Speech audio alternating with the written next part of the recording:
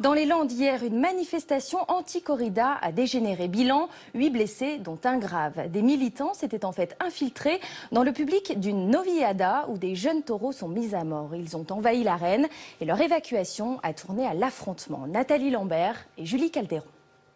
Le spectacle n'aura pas lieu. Ils en ont décidé ainsi. Couverts de faux sang, les militants prennent place au cœur de l'arène, formant une chaîne humaine. Un groupe de 60 personnes qui ne veut pas sortir et qui crient des slogans, ça se passe un par un. Mais c'est assez violent parce qu'eux, ils se battent pour rester. Ils ont envoyé des fumigènes au milieu de la piste pendant que le taureau travaillait son taureau. Ça aurait pu être très très dangereux et ça aurait peut-être pu mal finir parce que c'est des arènes en bois. Donc c'est très inflammable. Les gendarmes dépêchés sur place délogent les manifestants. Mais l'opération d'évacuation s'avère difficile. Des gaz lacrymogènes sont utilisés.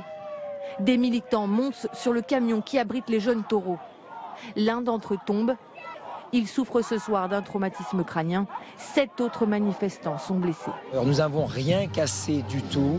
En revanche, nous avons été cassés. La nouveauté hier, et c'est invraisemblable et absolument scandaleux, c'est que des gendarmes aient pu eux-mêmes commettre des exactions sur des militants pacifiques. La manifestation a viré à l'affrontement.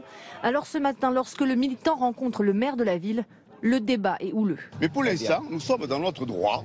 Hier soir, le maire de Riom refuse d'interrompre la corrida malgré les manifestations. Puis il y a une cinquantaine de personnes, une soixantaine, qui sont venues et qui ont pris tout le monde en otage. Est-ce qu'il fallait céder à la pression de cette soixantaine de personnes? Je ne le crois pas. Une enquête judiciaire a été ouverte. Certains spectateurs se disant scandalisés entendent porter plainte, ainsi que les militants anti-corrida blessés lors de la manifestation.